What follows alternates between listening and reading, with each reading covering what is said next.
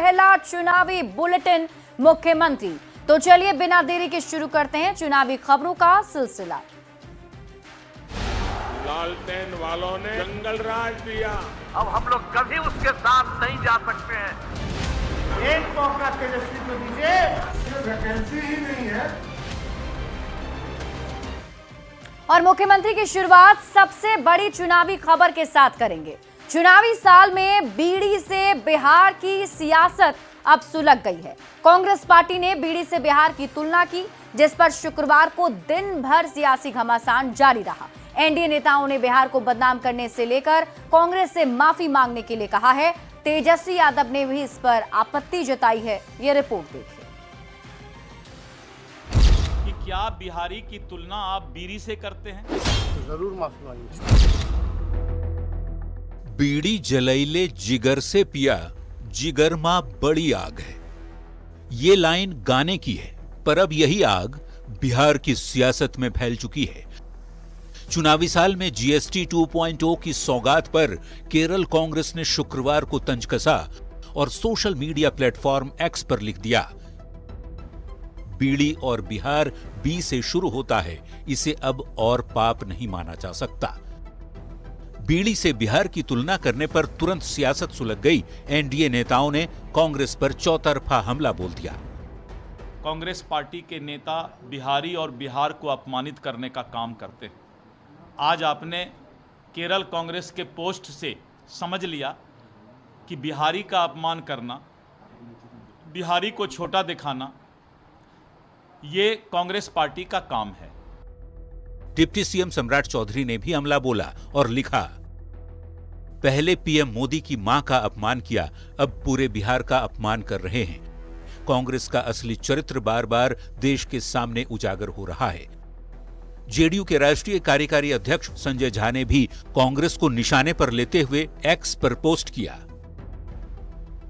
B से सिर्फ बीड़ी नहीं, बुद्धि भी होती है जो आपके पास नहीं है। बी से बजट भी होता है, जिसमें बिहार को विशेष सहायता मिलने पर आपको मिर्ची लगती है। नीचता कर कांग्रेस ने बिहार वासियों का फिर से अपमान किया, देश के गौरवशाली इतिहास और लोकतंत्र का भी मजाक बनाया। बिहार का अपमान यह तो महागठबंधन के घटक दल का राजनीतिक स्वाभिमान बन गया है। विवाद बढ़ता देख तेजस्वी यादव ने भी कांग्रेस के बयान पर आपत्ति जताई और सलाह दी कि आपत्तिजनक टिप्पणी को लेकर कांग्रेस को माफी मांगनी चाहिए। इस पर कांग्रेस नेता तारिक अनवर ने तुरंत सफाई दी और कहा कि बिहार पर ऐसा बयान नहीं दिया जा सकता। कोई बिहार से लेकर के आपत्तिजनक अगर कोई बात है तो जरूर माफी मांगिए। जो अकाउंट है केरला कांग्रेस का, उसको हैक किया गया है और उसकी तरफ से इस तरह का बयान दिया, क्योंकि कोई भी पॉलिटिकल आदमी, राजनीतिक सोच वाला आदमी इस तरह का स्टेटमेंट दे ही नहीं सकता है, जबकि बिहार में चुनाव है। चुनावी साल में बयान पर बवाल बढ़ते देख केरल कांग्रेस भी बैकफुट पर आ गई। कांग्रेस ने अपने आधिकारिक एक्स अकाउंट से माफी मांगी। बीड़ी वाले पोस्ट को डिलीट कर लिखा, जीएसटी दरों को लेकर मोदी की चुनावी चाल पर तंज कसा गया था, उस तंज को तोड़ मरोड़ कर पेश किया जा रहा है। यदि ठेस पहुंची हो तो हमें खेद है। बीड़ी के बयान पर कांग्रेस की माफी से ये सियासी विवाद यहीं खत्म होता है या चुनावी साल में बिहार के अपमान का मुद्दा और भी बड़ा बनता जाता है, ये आने वाला वक्त ही बताएगा। पटना संवाददाता आनंद अमृतराज के साथ ब्यूरो रिपोर्ट, न्यूज़ 18। और मुख्यमंत्री में बढ़ते हैं अगली खबर की ओर। बिहार चुनाव को लेकर एनडीए में सीट बंटवारे पर भी खींचतान देखने को मिल रही है। जीतन राम मांझी, चिराग पासवान और उपेंद्र कुशवाहा की एक दबाव वाली राजनीति सतह पर दिखने लगी है। तीनों नेताओं के हालिया बयान से ऐसा ही लग रहा है कि ये प्रेशर पॉलिटिक्स कर रहे हैं। और इस पर सीट शेयरिंग को लेकर बीजेपी और जेडीयू की क्या है राय, इस रिपोर्ट में आपको दिखाते हैं।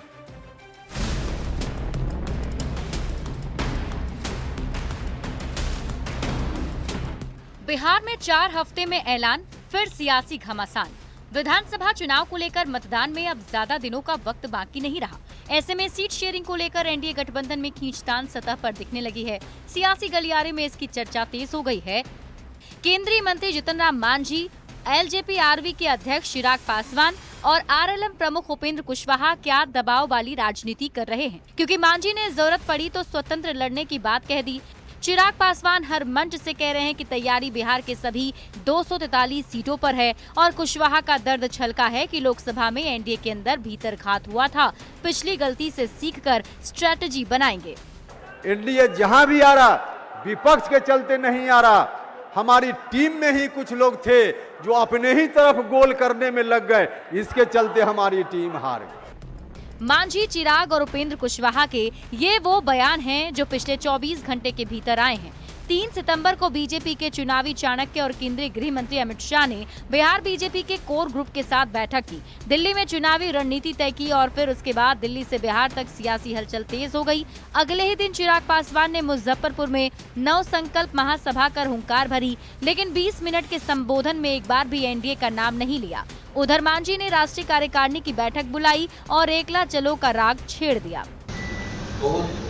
जब एक जवान से कहते हैं कि अगर वैसा न करोगे तो हम 15 वाली बात हम सोचने लगे कि जरूरत होगी तो हम स्वतंत्र लड़ जाएंगे।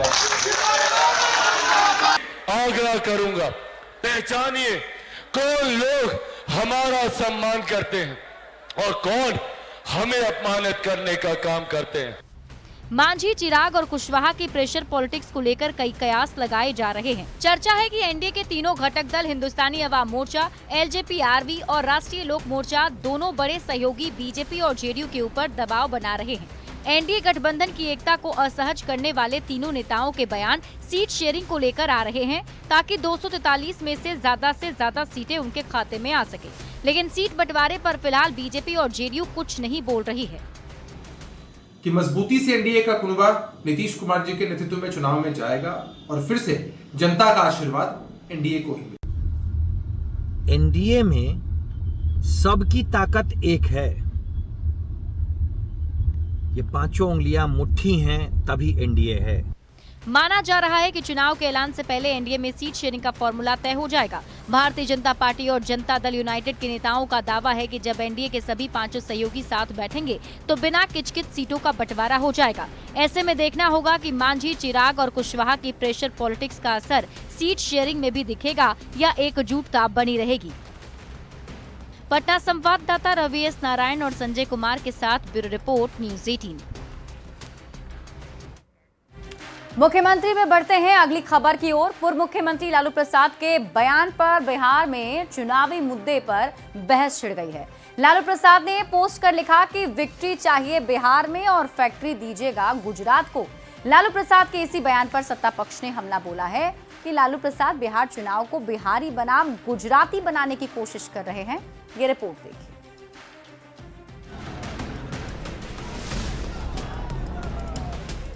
बिहार में विधानसभा चुनाव की तारीखों के ऐलान को लेकर सुगबुगाहट तेज हो गई है। अगले 2 महीने में बिहार में वोटिंग होने वाली है, जिसे लेकर सियासी सरगर्मी तेज है।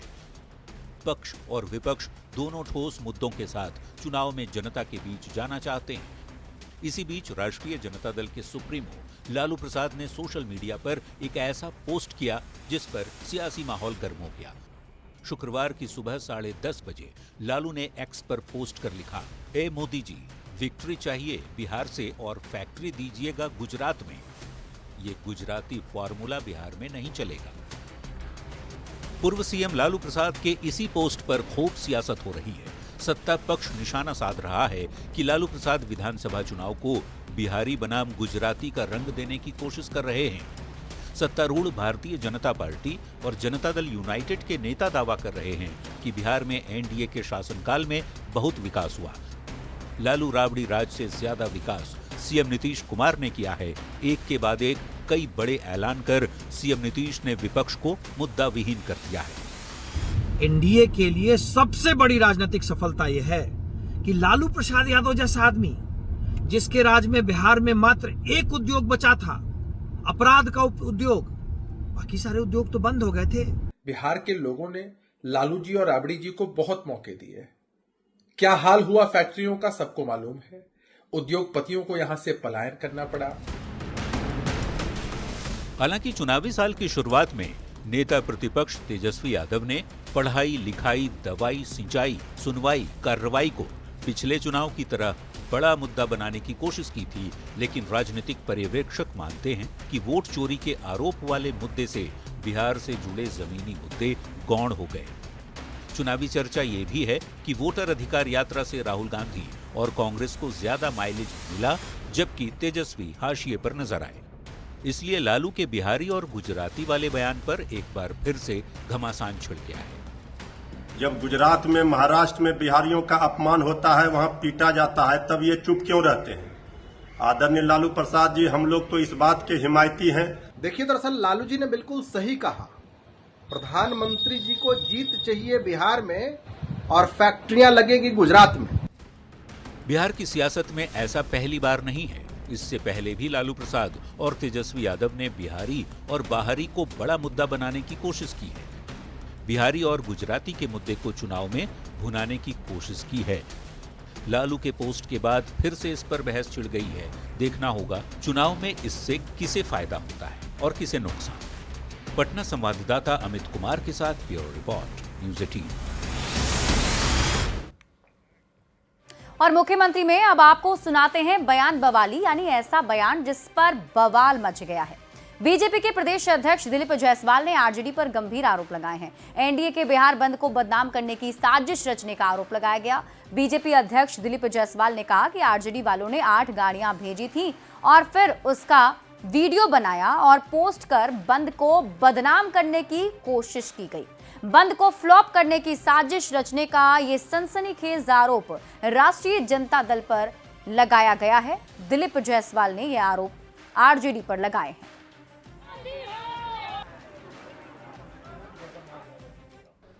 कि पटना से इन लोगों ने 8 गाड़ी भेजा था, अलग अलग जिला में अलग अलग स्पॉट सेलेक्ट किया था राष्ट्रीय जनता दल के लोगों ने, और अपने आदमी को भेज करके उस तरह का बदनाम करने वाला फुटेज बनाने का भी पहले से ब्लूप्रिंट राजद ने तैयार किया था।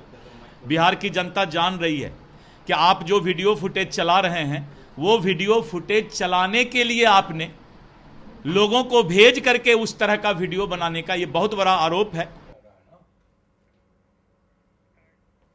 और मुख्यमंत्री में अब आपको दिखाते हैं चुनावी वायरल, यानी ऐसी तस्वीर जो चुनावी मौसम में वायरल हो रही है।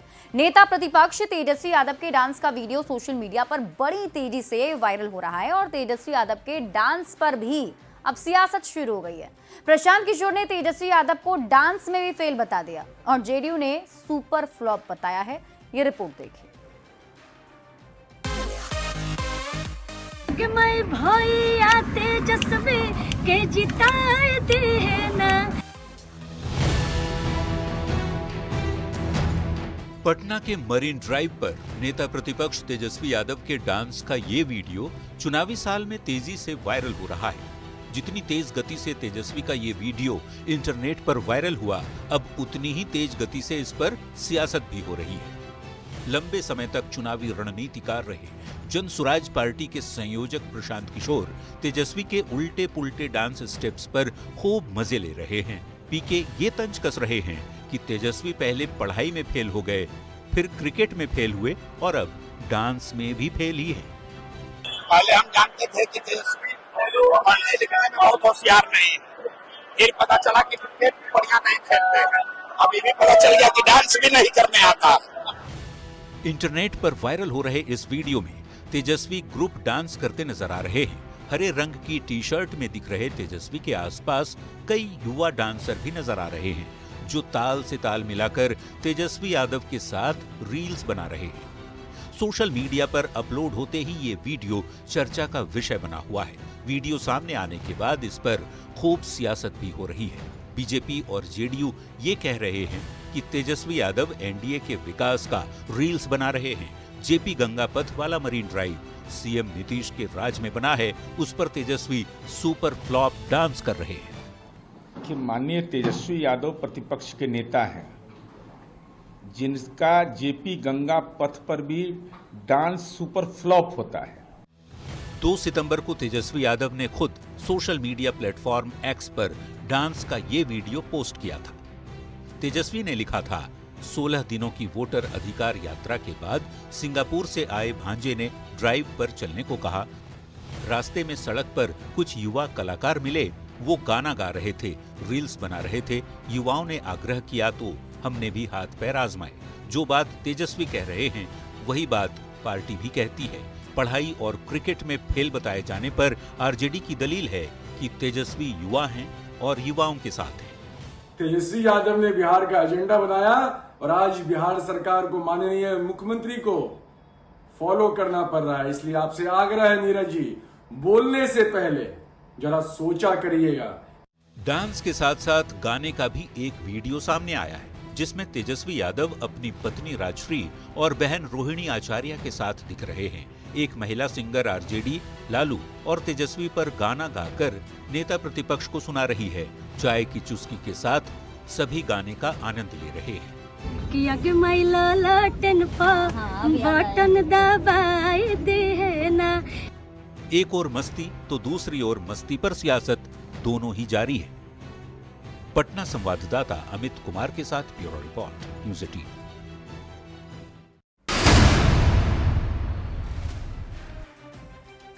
और मुख्यमंत्री में अब वक्त है एक रोचक चुनावी जानकारी की। क्या आप जानते हैं कि बिहार में पिछड़ों के लिए सबसे पहले आरक्षण किसने लागू किया था? तो इसका जवाब है कर्पूरी ठाकुर। 1978 में कर्पूरी ठाकुर ने सरकारी नौकरियों में पिछड़े वर्गों के लिए बिहार में 26% आरक्षण मॉडल पेश किया और इस स्तरित आरक्षण व्यवस्था में अन्य पिछड़ा वर्ग को 12%, सबसे पिछड़ा वर्ग को 8%, महिलाओं को 3% और मुख्यमंत्री में और इसके साथ ही कई और जो महादलित के लोग थे उन्हें आरक्षण दिया गया है, जिसके तहत ये पिछड़ा समाज के लोग आगे बढ़ पाए। कर्पूरी ठाकुर की तरफ से ये बड़ा योगदान दिया गया है, जिसमें आरक्षण के जरिए पिछड़े वर्ग को बिहार में काफी ज्यादा मौका मिला है। बिहार के मुख्यमंत्री रहे कर्पूरी ठाकुर आजाद भारत में आरक्षण प्रक्रिया लागू करने वाले प्रथम राज्य प्रमुख माने जाते हैं। कर्पूरी ठाकुर ने दलित और पिछड़ों के नेता के रूप में अपनी ऐसी छाप छोड़ी जिसे मिटाया नहीं जा सकता। जिन दलों ने 1979 में उन्हें सत्ता से बेदखल कर दिया था, आज पिछड़ा सशक्तिकरण के योद्धा के रूप में उन्हें नमन करते हैं। कांग्रेस, बीजेपी, तीनों कम्युनिस्ट दलों के साथ आरजेडी और जेडीयू सभी अब कर्पूरी ठाकुर को अपना अपना नेता मानते हैं।